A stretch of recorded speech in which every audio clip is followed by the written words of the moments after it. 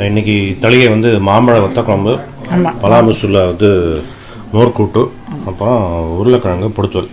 ஆமாம், சூப்பர். பார்க்கலாமா?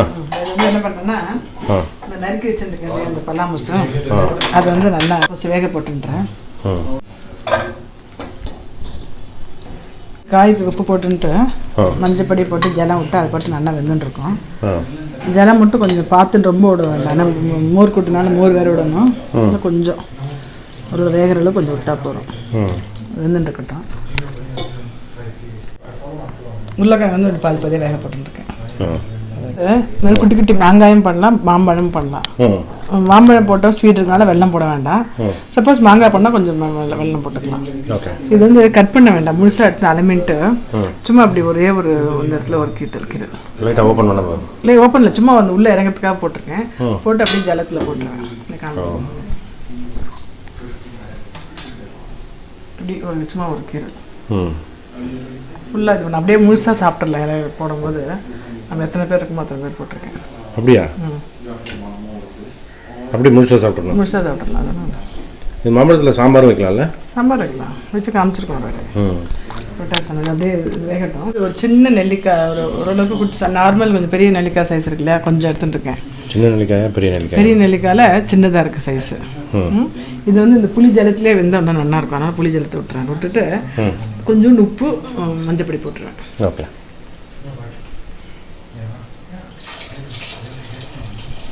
மஞ்சப்பொடி இன்னும் இந்த புளி ஜலத்தை இன்னும் கொஞ்சம் கரைச்சிக்கிறேன். அந்த ஃபுல்லாக அந்த மாங்காய் இதாக இருக்கும்.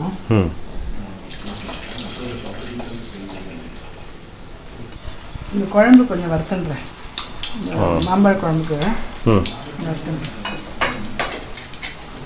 தாளிச்சு விட்றதா? இல்லை வறுத்துக்கணும். பொடி போட வேண்டாம். கொஞ்சோண்டு வெந்தயம், அரை டீஸ்பூன் வெந்தயம், கொஞ்சம் ஒரு டீஸ்பூன் அளவுக்கு தனியா, 2 பெருங்காயம், மிளகா எல்லாத்தையும் வறுத்துன்ட்டு அரைச்சிட வேண்டியது. ரொம்ப சிம்பிளான குழம்பு, இன்னும் டேஸ்ட் நல்லாயிருக்கும். காரம் வந்து நம்ம தேவையான அளவுக்கு காரம் போட்டுக்கலாம். இது வந்து பழம் தானே போட்டிருக்கோம், மாம்பழம் இனிப்பாக தான் இருக்கும்ல. ஆமாம், அதனால காரம் வந்து கொஞ்சம் கம்மியான கூட பரவாயில்ல. சப்போஸ் நம்ம மாங்காய் போட்டு பண்ணுறதா இருந்தால் காரம் கொஞ்சம் போடணும், இல்லைன்னா புளிப்பு மாதிரி இருக்கும். வெல்லமும் போடலாம். ஆமாம், வெல்லம் போடணும், கண்டிப்பாக போடணும் வெல்லம். இதை வறுத்துட்டேன். இது நல்லா நைஸாக அரைச்சிக்கிறேன். இது வந்து இப்போ என்னென்னா, அரைச்சி விடும்போது கொஞ்சம் ஜலம் மாதிரி இருக்குன்னு தோணித்துன்னா 2 அரிசி போட்டு அரைச்சிக்கலாம். அரைச்சோம்னா கொஞ்சம் இல்லை, தேங்காய் வேணால் தேங்காய் போட்டு அரைச்சிக்கலாம். கொஞ்சம் அரிசி மாவு போட்டுக்கலாம். அரிசி இல்லை தேங்காய் எது வேணால் போட்டுக்கலாம். நான் கெட்டியாக நான் இப்போ 2 அரிசி மட்டும் போட்டு அரைக்க போகிறேன், தேங்காய் போடல. ஓகே. தனியாக வெந்தயம் மிளகா அரைச்சிருந்தேன் இல்லையா, அதோட 2 அரிசி வந்து ஊற வச்சு போடணும். அப்படி இல்லைன்னா அரிசி மாவு போட்டுக்கலாம். போட்டு அதையும் போட்டுட்டு அதோட சேர்ந்து கொதிக்கும் போது எல்லாம் ஒன்றாயிடும். அவ்வளோதான், குழம்பு ஆகிடும். இது வந்து வத்த குழம்பு பொடி இல்லை? வத்த குழம்பு பொடியில் பருப்புலாம் போடுவோம். இது என்ன பொடி? வெறும் வெந்தயம், பெருங்காயம், தனியா, மிளகா. அது பேர் என்ன? இது வந்து இந்த மாங்காய் குழம்புக்கு மட்டும் இப்படி தான் அரைச்சி விடுவேன். அப்படியா? பருப்பு போடுறதில்ல. வத்த குழம்பு பொடி. ஆமாம், சொல்லிக்கலாம். வத்த குழம்பு பொடி, மாம்பழ வத்த குழம்பு பொடி. இது இந்த பொடியிலையும் அது வேகும்போது அந்த காரம் உப்பு எல்லாம் அந்த பழத்துக்குள்ளே போய்ட்டு இந்த பழத்தோட ஸ்வீட் எல்லாம் இறங்கிட்டு நல்லாயிருக்கும். சப்போஸ் காயாக போடுறதா ரசம் எல்லாம் கொஞ்சம் வெல்லம் போட்டுக்கணும். கொஞ்சம் வெல்லம் போட்டுக்கணும், புளிப்பு இருந்ததுன்னா. இந்த மாம்பழம் கொய்யாப்பழம்லாம் பார்த்தா சின்ன வயசு ஞாபகம் வரும். ஆமாம், மரத்தில் ஏறி மாம்பழம் பறிக்கிறது. நீங்கள் பண்ணி வச்சுருக்கீங்களா? ஆமாம், மரத்தில் ஏறி மாம்பழம் பறிப்போம். அப்போ எல்லாம் சின்ன வயசில். அப்போ எங்கள் தாத்தா சொல்லுவார், அணில் கடித்த பழமாக எடுத்துன்னு வாடா 2 அப்படிம்பார். தோட்டத்துக்கு போகிறோம் அப்படின்னா தாத்தாரை சொல்லிட்டு போவோம். அணில் கடித்த பழமாக பார்த்து எனக்கு ஒரு 2 எடுத்துன்னு வாடா அப்படிம்பார்.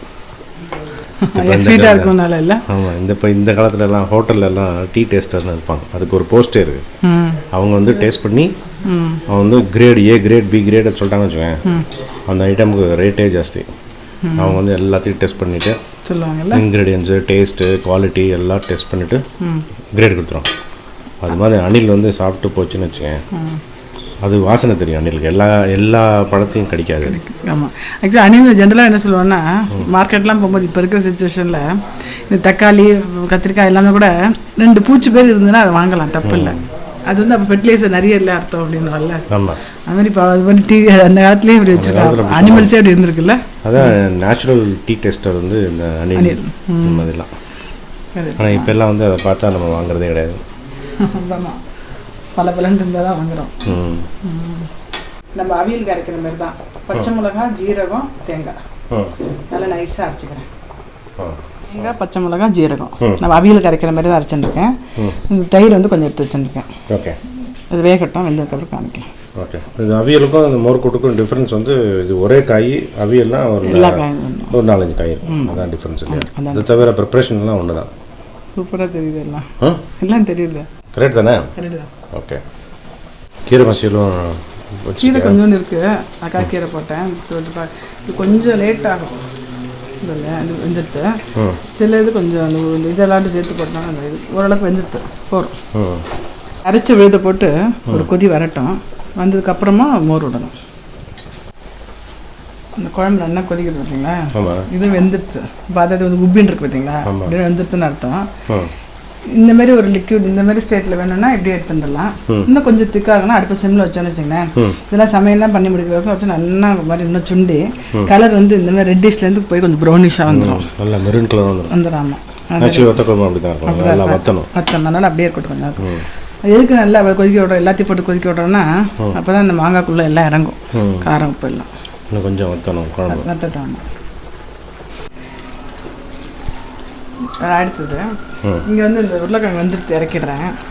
இறக்கிட்டு கொஞ்சோண்டு இந்த அவியலுக்கு வந்து கொஞ்சோண்டு கடுகு மட்டும் போட்டு தாளிச்சு வச்சுக்கிறேன். கொஞ்சம் புளிப்பு இருக்குது தயிர், அதனால் கொஞ்சம் கம்மியாக விட்டுருக்கேன். புளிப்பு இல்லைன்னா கொஞ்சம் ஜாஸ்தியாக விடலாம். இந்த கடுகு வெடிச்சோடனே போட்டுட்டு ஆஃப் பண்ணிட வேண்டியதான். கருவேப்பிலை போடுறேன். கூட்டுட்டு அது கூட்டாயிடுச்சு. இப்போ சாம்பாரே இறக்கிடுறேன். சாரி, வத்தக்குழம்பு, மாங்காய் வத்தக்குழம்பு. அது இப்போ ஒரு கலர் வந்துடுச்சு பாருங்கள். கலர் மாறிடுச்சு இல்லையா?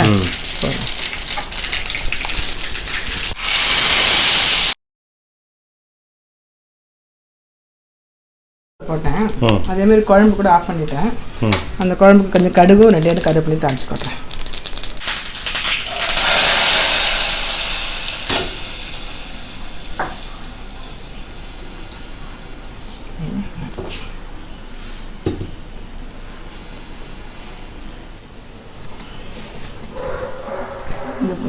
வந்து உருளைக்கிழங்க இது பண்ணி உரிச்சுட்டேன், தோல் உரிச்சுட்டேன். கடுகு போட்டு சும்மா நார்மல் வதக்கிறது தான், இன்னும் ஸ்பெஷல் இல்லை. உளுத்தம்பருப்பு, கருவேப்பிலை, கடுகு வெடிச்சிருக்கு. இப்போ வந்து அந்த அதுக்கேற்ற காரப்பொடி, ஏன்னா இது ஆல்ரெடி இது பண்ணியிருந்ததுனால மஞ்சள் பொடி கொஞ்சம் போட்டு இது கொஞ்சம் கட் பண்ணி வச்சுருக்கு இல்லையா? தேவையான அளவுக்கு உப்பு. 2 ரவையை மேலே தூவி விடுவேன். அப்படியே வச்சுருந்தோன்னா கொஞ்சம் மறுபடியும்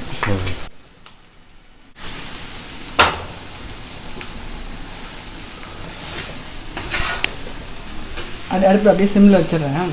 இப்போ அந்த காரம் உப்பு எல்லாம் இறங்கிட்டு கொஞ்சம் மொறு நாட்டும். அதுக்குள்ளே இந்த கீரையை மசிச்சுன்றேன். சூப்பராக இருக்குல்ல?